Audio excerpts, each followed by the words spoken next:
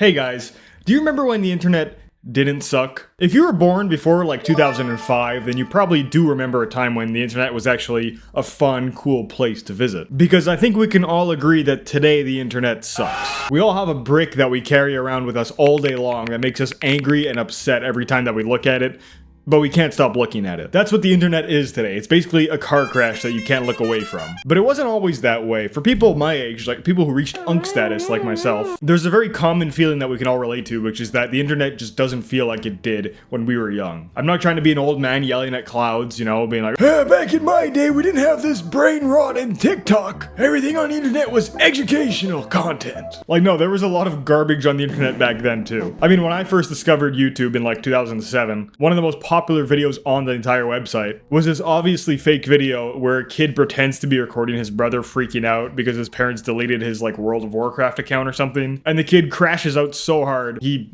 freaks out and literally shoves a TV remote up his butt. This got over 113 million views.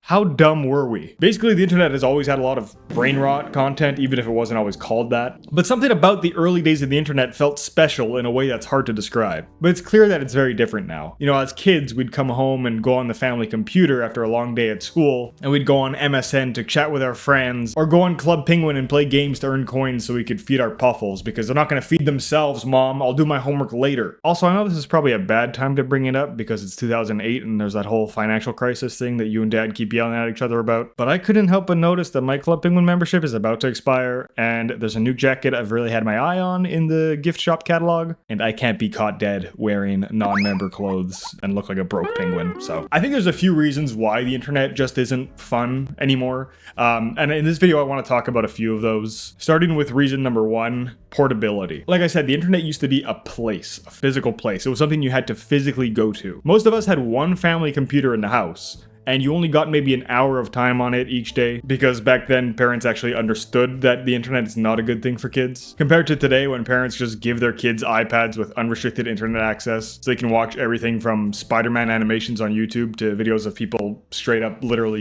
dying. Nowadays, it's something that we carry around with us all the time because of cell phones. We use the internet at home, at work, even when we're on the way to somewhere, you know, like we have our phones with us. We're constantly aware of everything going on in the world, and it is so exhausting. I mean, how often nowadays do you hear about people disconnecting when they go on vacations, actively trying to avoid looking at their phones or the internet, or doing like dopamine fasts where they put their phone away for a day, things like that. I know it's a very obvious boomer opinion, but these phones really are parasitically attached to us. And I think that's really the first reason why the internet's not fun anymore, because we used to visit the internet. Now the internet's just a part of us, clinging on to us everywhere we go like a tick. As Noah Smith on Twitter put it, 15 years ago, the internet was an escape from the real world. Now the real world is an escape from the internet. And also back then, everything was more exciting and new. You know, the internet was this new thing. It was a place for creativity and new ideas. Wow, you're telling me I can find my real friends from school on this newfangled Facebook website? And I can play this awesome farming game with them? Wow, we're really living in the future. It can only get better from here. Nowadays, it's like, alright, I'm not doing anything right now. Let me pull out my phone and check Twitter, see what people are complaining about today. Oh, awesome. 2 brands are pretending to have beef with each other. And also, they're both owned by the same parent company. Wow, what a waste of time that was. I'm sure I won't completely forget about how much I hate this app and open it again in 30 minutes because my brain is just hardwired into having constant stimulation all day long now. The internet has just become this very clean, sanitized place for business transactions and advertising, when it used to be new and exciting and colorful, which leads me to my second point, is the aesthetic.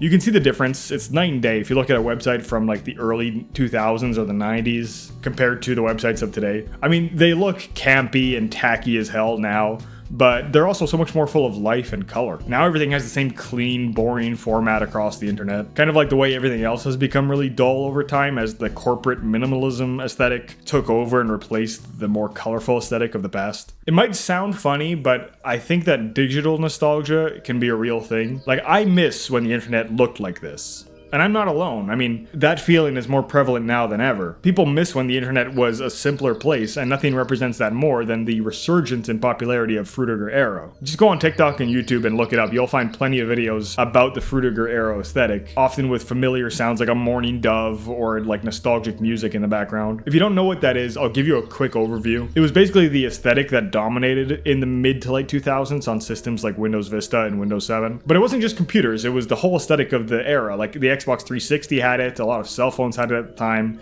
pretty much everywhere in the digital world. It was recognizable by its colorful style that included things like fish and nature, like bubbles, water, open fields, things like that. The main reason that this aesthetic even came to be is because companies like Microsoft wanted to demonstrate the capabilities of their new operating systems and displays. So they wanted to make the graphics look as real as possible, which is why there was a big focus on like high texture fruit and water that looks real enough to drink. It was also kind of a very optimistic aesthetic in a way, because of the way that it married technology and nature. It reflected the belief at the time that technology and nature could coexist as we began to increase our understanding of the impact that we have on our planet. There was a real feeling back then that technology could be this green thing that not only didn't harm Mother Nature, but could actually help us take better care of our planet. And as we all know, that's exactly how it turned out. Yeah, this aesthetic faded away by the early 2010s, and it was replaced by the much simpler and more boring minimalist style that's pretty much become the norm for the last like 15 years. A lot of Gen Zers are starting to look back at this Frutiger Aero point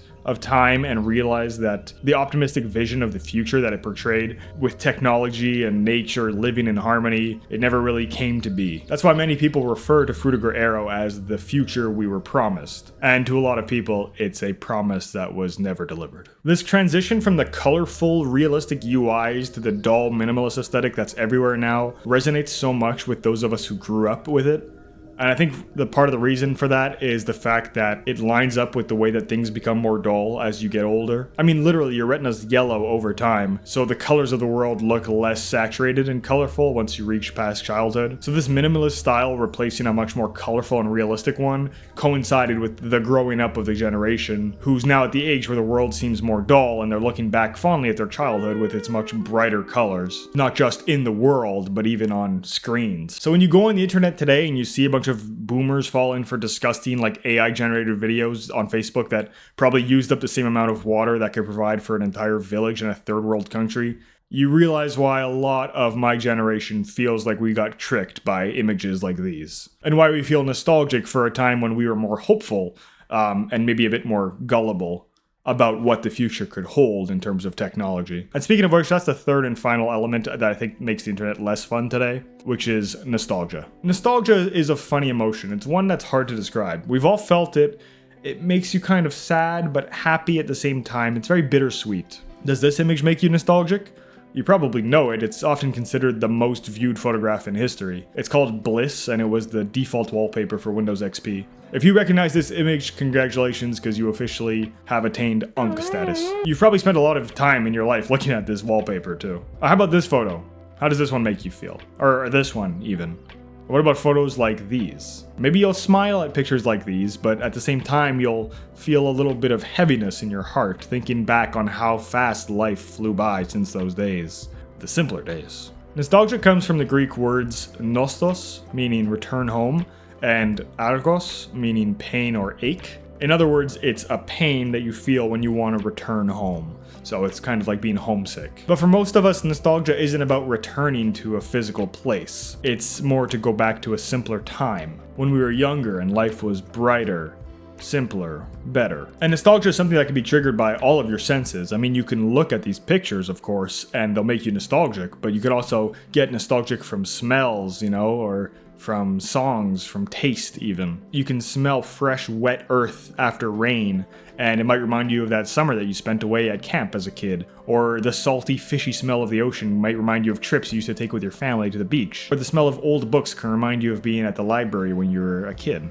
Emily Senesac summed it up pretty nicely on Twitter when she said, You ever smell the air and it smells like the 4th grade Scholastic Book Fair on a chilly Tuesday in October of 2007? Nostalgia is a powerful emotion, and it's one that companies are taking advantage of to get us to buy things. It's why Disney keeps remaking its classic movies into fuck-ass garbage quality live-action slop, because we all remember how much we loved the originals as kids, and we want to return to that feeling of being kids again, so we go out in droves to see it, realize it's a piece of crap, it makes $1 billion in the box office, and then they make another one 6 months later, and we all go back to watch it as if we completely forgot how bad the last 10 remakes were. That's the power of nostalgia. It makes you straight up brain dead sometimes. It's also why companies like Nintendo, they released their mini versions of the NES and SNES, and they sold out almost instantly because of all the nostalgic millennials who wanted to revisit their childhood. But let's talk about senses again for a second, because I mentioned scent and sight and all that, but what about hearing? Music and sounds play a huge role in nostalgia, and so when you hear these sounds,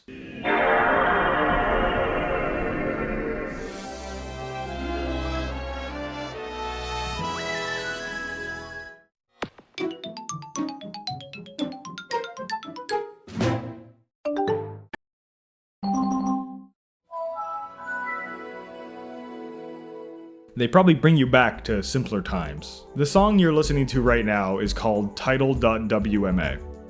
It's not a very clever title, I know. It's also known as the Windows XP welcome music because it would play when you would first boot up a new Windows XP computer and it would install the system for the first time. It's a nice, soothing little tune, almost like something you'd hear when you're on hold with the bank or something. But there's also another feeling that it evokes, which is a little strange. I mean, this was the song that would play when people were installing their computer for the very first time. And this was Windows XP, so for a lot of people, it was their very first time even owning a personal computer. I mean, given that, wouldn't you expect the music to be a little bit more upbeat and exciting? Something to get you hyped for your new computer that costs you like 2 months rent? Instead, it's this very calm, almost meditative song. And it's undeniably nostalgic.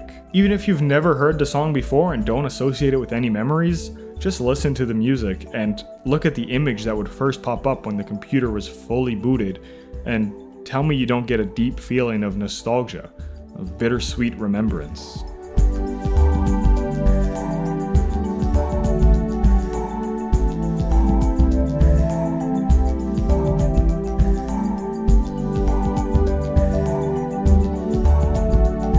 It's interesting. I mean, maybe it's just me, but it sounds deliberately sentimental. It's not meant to be exciting, right? It sounds like it was designed to evoke a feeling of nostalgia and calmness. This was at a time when technology was advancing faster than anybody could keep up with. New and faster computers were being released every year. Is it impossible to say that maybe the composer knew this was the case and wrote a song that was nostalgic in sound on purpose? Because he knew that the technology would be dated within just a few years, and eventually people would look back and listen to the song and remember the time when Windows XP was new and exciting? I don't know. Maybe it's a silly question, but unfortunately it's one that we'll never get an answer to. The composer of the song, LePard, died in 2021. Listening to this beautiful composition and letting it bring back memories of brighter days hits especially hard now that he's no longer with us.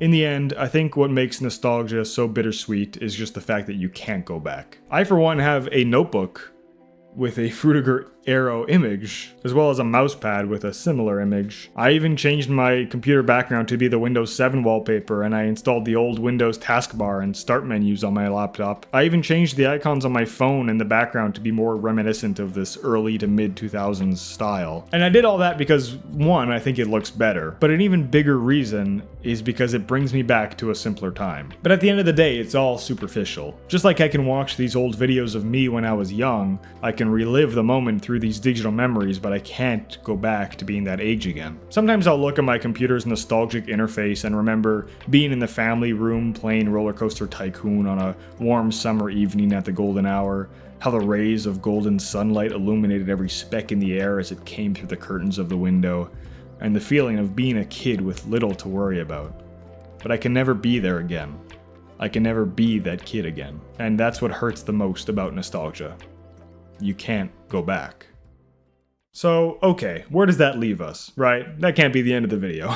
It's easy to look back on the good old days in life and wish that we could go back to those times even just for a minute. Times when we felt happier, more hopeful, maybe even more innocent. But romanticizing the past doesn't really help us. It's like flipping through old photo books and remembering the smiles and the laughter, while ignoring the very real fact that there were moments of struggle and pain in those days too. There's nothing wrong with going back and looking at old memories if it brings you joy, or it helps you remember loved ones who are no longer here. But if you spend all your time looking back on the past, you'll never really experience the present. Because one day, this very moment right now, will be the good old days. The times that you look back on with a feeling of nostalgia. So my advice is, instead of clinging on to what's already happened and the good old days that have long since passed, go out there and make some memories that you'll be happy to look back on in nostalgia someday.